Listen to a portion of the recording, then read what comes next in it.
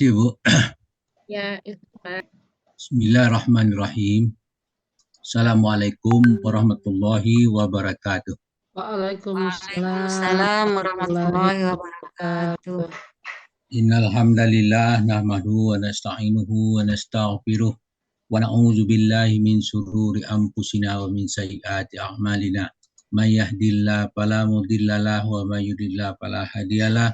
Asyhadu an la ilaha illallah la syarika lah wa asyhadu anna Muhammadan abduhu wa rasuluh. Allahumma sholli wa sallim wa barik ala Muhammad wa ala alihi wa sahbihi wa man ihtada bihuda ila yaumil qiyamah. Qala Allah Ta'ala ba'da a'udzu billahi minasyaitonir rajim. Ya ayyuhallazina amanu taqullaha haqqa tuqatih wa la tamutunna illa wa antum muslimun. Ya ayuhan nasu taqu rabbakumul ladzi khalaqakum min nafsin wahidah wa khalaqa minha zawjaha wa basa minhuma rijalan katsiran wa nisaa'a wattaqullaha allazi tasaaluna bihi wal arham innallaha kana 'alaikum raqiba. Ya ayyuhallazina amanu taqullaha wa qulu qawlan sadida yuslih lakum a'malakum wa yaghfir lakum dzunubakum wa may yuti'illah rasulahu faqad faza fawzan azima. Amma ba'du fa inna asqal hadis kitabullah wa khairul hadi Muhammadin sallallahu alaihi wasallam wa syarrul umuri muhtasaduha wa kullu muhtasati bid'ah wa kullu bid'atin dalalah wa kullu dalalatin finnar. Alhamdulillah para sahabat Al-Quran yang tergabung di Al-Sani. Marilah kita bersyukur kepada Allah Subhanahu wa Ta'ala karena kita dapat menikmati nikmat Allah yang sangat banyak yang tidak terhitung jumlahnya. Maka di antaranya pagi ini kita membahas surah Al-Maidah ayat 94 di bawah bimbingan Buya Rizal didampingi oleh Ibu Nur Hayani Ritonga. Selamat Bu sudah menjelaskan kepada kami. Kemudian untuk tidak memperpanjang kalam kita bacakan saja ayatnya. Bacakan tadaburnya. A'udzu billahi minasy syaithanir rajim. Ya ayyuhalladzina amanu la yabluwannakumullahu bisyai'im minas sayyidi tanaluhu aydikum warimahukum liya'lamallahu man yakhafuhu bil ghaib faman i'tada ba'da dzalika falahu azabun alim. Hai orang-orang yang beriman, sesungguhnya Allah akan menguji kamu dengan sesuatu dari binatang buruan yang mudah didapat oleh tangan dan tombakmu, supaya Allah mengetahui orang yang takut kepadanya. Biarpun dia tidak melihatnya. Barang siapa melanggar batas sesudah itu, maka baginya ada azab yang pedih. Ayat ini menjelaskan kepada kita di situ begitu banyak Allah menguji kita. Jadi setiap orang beriman tidak bisa mengatakan aku telah beriman, tapi harus ada diuji dulu. Maka ayat ini menyatakan ya ayyuhallazina amanu, wahai orang yang beriman, la yabluwakumullah, katanya sesungguhnya Allah akan menguji kamu. Ujian itu banyak, diantaranya bisa min saidi tanaluhu aidikum warimahukum, yaitu menguji kamu dengan suatu binatang buruan yang mudah kalian dapat dengan tangan atau tombak. Binatang buruan itu macam-macam, dia besar, dia kecil. Ini diperhatikan kita. Allah mengetahuinya. La ya'lamallahu man takhafu bil ghaibi, supaya Allah mengetahui orang yang takut kepadanya. Bil ghaibi, biarpun dia tidak dapat melihatnya. Faman i'tada ba'da zalika falahu azabun alim. Barang siapa melanggar batas sesudah itu, maka baginya ada azab yang pedih. Ayat yang penggalan yang pertama di situ mengatakan tadi, hai orang yang beriman, sesungguhnya Allah menguji kamu dengan sesuatu dari binatang buruan yang mudah didapat dan dengan tangan dan tongkatmu. Nah, di sini ayat ini juga berkenaan dengan orang mengerjakan haji. Jangan membunuh, ya, karena orang tidak boleh berburu. Binatang buruan yang paling mudah dalam waktu kita berihram itu bisa nyamuk. Kita bilang enak binatang nyamuk, apalah nyamuk, tetapi dia termasuk binatang. Binatang itu tidak dia boleh dibunuh. Kira-kira begitu Allah memberikan penganukan kita. Kita kalau di rumah boleh kita bunuh nyamuk dengan tangan, tapi kalau di sana kita dilarang. Ini salah satu. Apalagi zaman sekarang ini di Padang Arafah itu ada pohon-pohon nyamuk banyak di sana. Kemudian Allah menghalalkan kepada kita, di situ dikatakan Al-Maidah ayat 1 dikatakan uhillalakum bahinamatul an'am. Dihalalkan bagimu binatang ternak. Semua binatang ternak. Ya, binatang ternak dihalalkan. Al-Maidah ayat 1, penggalan ayat al-ayat. Pada ayat 5 Al-Maidah juga menjelaskan tentang apa yang dihalalkan. Di situ dikatakan auzubillahi minasyaitonirrajim uhilla lakumut thayyibat wa ta'amul ladzina utul kitaba hillalakum wa ta'amukum hillul lahum. Di situ potongan ayat 5 dari Al-Maidah itu dihalalkan bagi kamu yang baik-baik. Jadi yang baik-baik makanan. Sudah itu makanan yang disembelih sembelihan orang-orang yang beri Alkitab halal bagi kamu dan dia juga halal, potongan kamu halal bagi mereka. Itu yang saya katakan. Kemudian ayat berikutnya, penggalan berikut, bisai'in misai minas saidi tanaluhu aidiakum wa rihimarukum. Dengan suatu binatang buruan yang mudah didapat, tadi dikatakan, maka dikatakan di Al-Maidah juga di ayat 1 penggalan yang lain, ghaira muhillis saidi wa antum hurum. Innallaha yahkumu ma yurid. Di situ, dan tidak menghalalkan kalian untuk berburu ketika kamu sedang mengerjakan haji. Sesungguhnya Allah menetapkan hukum-hukum menurut yang dikehendaki. Ayat ini menjelaskan kepada kita di dalam waktu bekerja mengerjakan haji, dalam waktu kita berihram ataupun sedang umroh, yang kondisi berihram sebelum tahlul, kita tidak boleh membunuh nyamuk pun tidak boleh. Itulah kira-kira yang dimaksudkan ayat ini menurut pemahaman kami. Kemudian Al-Maidah ayat 4 itu dikatakan pula kepada kita, di situ dikatakan ayat itu potongan ayat terakhir, uhillalakumut thayyibat wa ma'allamtum minal jawarihi muqallibina tu'allimunahunna bimma 'allamakumullah fakulu mimma amsakna alaikum wazkuru smullahi alaihi wattaqullah innallaha syari'ul hisab. Al-Maidah al-ayah ayat 4. Itu menyatakan dihalalkan bagimu yang baik-baik dan buruan yang ditangkap oleh binatang buas yang telah kamu ajar dengan melatihnya untuk berburu, dan kamu mengajarnya dengan apa yang telah diajarkan Allah kepada kamu, maka makanlah dari apa yang ditangkap untukmu dan sebutlah nama Allah atas binatang itu waktu kamu melepaskan binatang itu. Maka bertakwalah kepada Allah, sesungguhnya Allah amat cepat perhitungannya. Kemudian potongan ayat berikutnya, liya'lamallahu man yakhafuhu bil ghaib, supaya kamu mengetahui, supaya Allah mengetahui orang yang takut kepadanya biarpun dia tidak melihatnya, dia tidak melihat Allah, maksud ghaib itu tidak melihat Allah.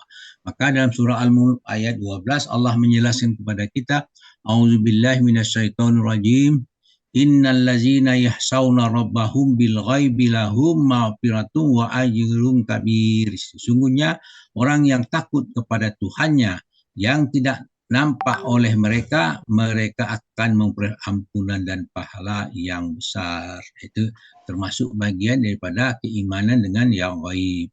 Kemudian Al-Baqarah 155 mengatakan kepada kita dengan situ, a'udzubillahi minasyaitonirrajim wa lanabluwannakum bisyai'in minal khawfi wal ju'i wa nafsin minal amwali wal anfusi was samarat wa basyiris sabirin. Sesungguhnya kami beri cobaan dan ujian kepadamu dengan sedikit ketakutan, kelaparan, kekurangan harta, kekurangan jiwa, buah-buahan. berikanlah berita gembira kepada orang yang sabar. Di sini ayat ini sebutkan apabila kamu disimpa musibah, ucapkanlah innalillahi wa inna ilaihi raji'un. Musibah apapun, lanjut ayat berikutnya ayat 156. Jangan mengatakan innalillahi wa inna ilaihi raji'un, kebanyakan kita siapa mati gitu. Bukan untuk orang mati saja, itu perlu kita perhatikan. Kemudian dalam surah Al-Maidah ayat 87 Allah menjelaskan juga kepada kita, di situ katakannya ya ayyuhallazina amanu la tuharrimut thayyibat ma ahallallahu lakum wa la ta'tadu innallaha la yuhibbul mu'tadin. Hai orang beriman, jangan kamu mengharapkan apa yang baik telah Allah halalkan bagimu, jangan kamu melampaui batas. Sesungguhnya Allah tidak menyukai orang-orang yang melampaui batas. Kemudian dalam surah Al-Anbiya Allah juga menjelaskan kepada kita, A'udzubillahi minasyaitonir rajim. Allazina yahsauna rabbahum bil ghaibi wa hum minasa'ati musbiqun. Di situ dikatakan orang yang takut azab Allah sangat Tuhan mereka, sedang mereka tidak melihatnya, maka mereka takut akan tibanya hari kiamat. Di sini Allah mau menjelaskan tentang bil ghaib, orang yang takut kepada yang gaib.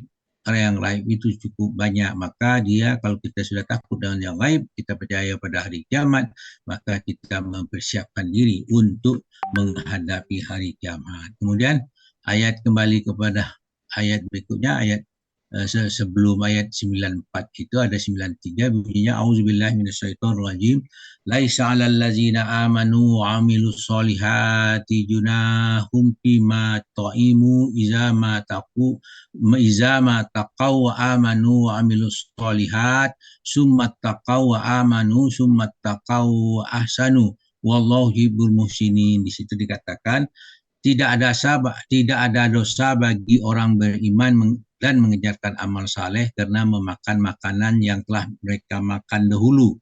Itu kalau terdahulu, ini orang yang sebelum beriman, sebelum masuk Islam, dia makan dulu. Iza mattaqaw wa amanu wa amilus solihat, itu apabila mereka bertakwa, beriman, mengerjakan amal soleh, summat taqaw wa amanu, summat taqaw wa ahsanu, kemudian mereka beriman, bertakwa, beriman, kemudian mereka juga tetap beriman dan berbuat kebajikan.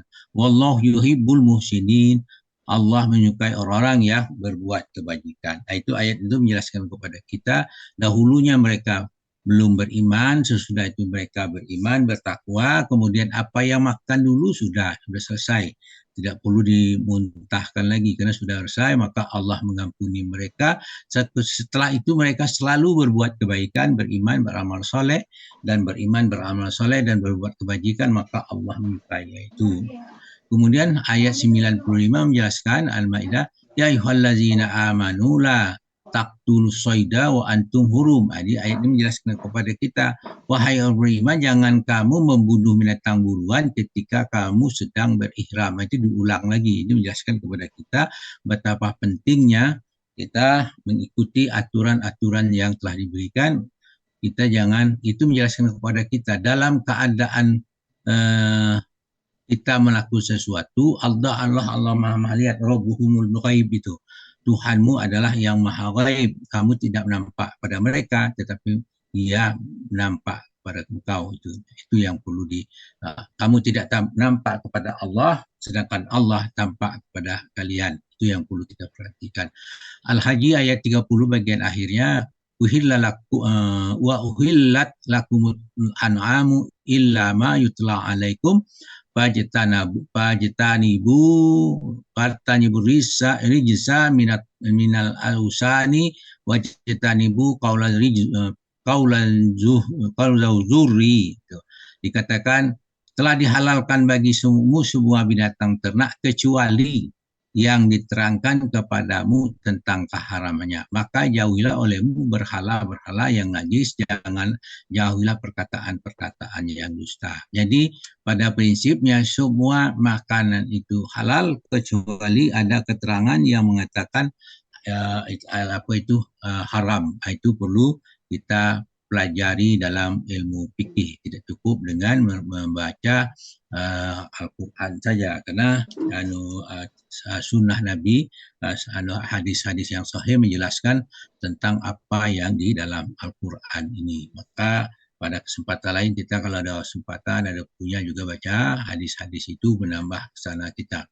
Kemudian surat Qaf ayat mengatakan kepada kita tentang orang takut kepada Allah.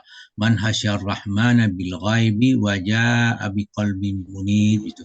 Orang yang takut kepada Tuhan yang Maha Esa, yang Maha Pemurah, sedangkan dia tidak kelihatan olehnya dan dia datang dengan hati yang bertaubat. Nah, ini menunjukkan keimanan kepada orang yang baik. Pada surah Al-Baqarah ayat berapa, ayat 3 itu, yu'minuna bil ghaib, mereka beriman kepada yang gaib. Inilah ayat ini menjelaskan lebih lanjut bahwa mereka walaupun tidak kelihatan, mereka tetap akan patuh dan tunduk hati mereka untuk beriman bertobat. Itu ayat berikutnya surah Al-Fatir ayat 18 menyatakan kepada kita, di situ dikatakan A'udzubillahi minasyaitonir rajim wala taziru waziratu wizra ukhra wa in tad'u musqalatun ila himlaha la yuhmal minhu syai'un walau kana za qurba innama tunzirul ladzina yahsauna rabbahum bil ghaib wa aqamus shalah wa man tazakka fa innama yatazakka linafsih wa ilallahil masir. Itu katakan wala taziru waziratu wizra ukhra, orang yang berdosa tidak akan memikul dosa orang lain. Jangan kita aku mikul dosa kau lakukanlah berbuat dosa, itu jangan. Wa in tad'u musqalatun illa himlaha la yuhmal minhu syai'un walau kana zar kurba.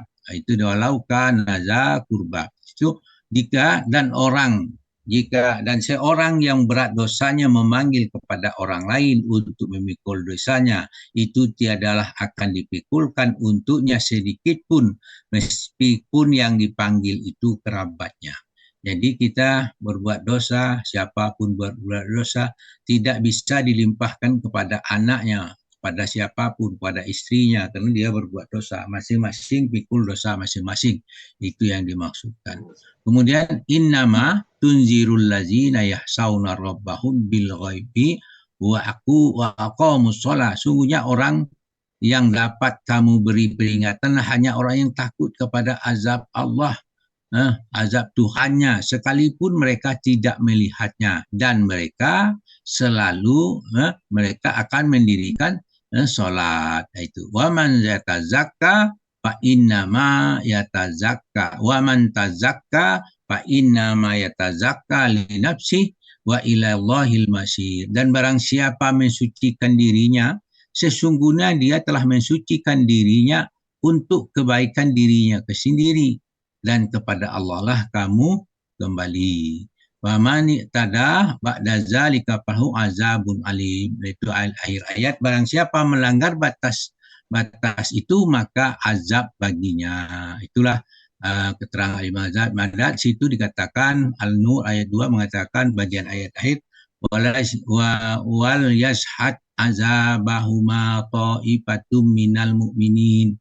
Hendaklah pelaksanaan hukuman mereka disaksikan oleh sekumpulan orang-orang beriman. Ini pelanggaran terhadap hukum qisas, maka dia disaksikan oleh banyak orang yang beriman. Itulah penjelasan yang bisa dinukilkan dari surah Al-Maidah ayat 94. Sebenarnya banyak lagi nukilan-nukilan itu. Hanya itu kita bisa sampaikan. Demikian apa yang disampaikan ini, apa yang kita bacakan ini, mudah-mudahan bermanfaat bagi kita dan menambah keimanan kita. Oleh karena itu, atas kesalahan yang kami sampaikan, kami mohon dimaafkan, karena tidak ada yang terlepas dari kesalahan itu. Oleh karena itu, kata lain kita minta maaflah kepada yang hadir. Kemudian kepada Allah minta ampun dengan ucapan subhanakallahumma hamdika asyhadu an la ilaha illa anta astaghfiruka wa atubu ilaik. Assalamualaikum warahmatullahi wabarakatuh. Waalaikumsalam warahmatullahi Waalaikumsalam wabarakatuh. wabarakatuh. Terima kasih Bapak Haji Saad Murdi. Semoga kita dapat memahaminya.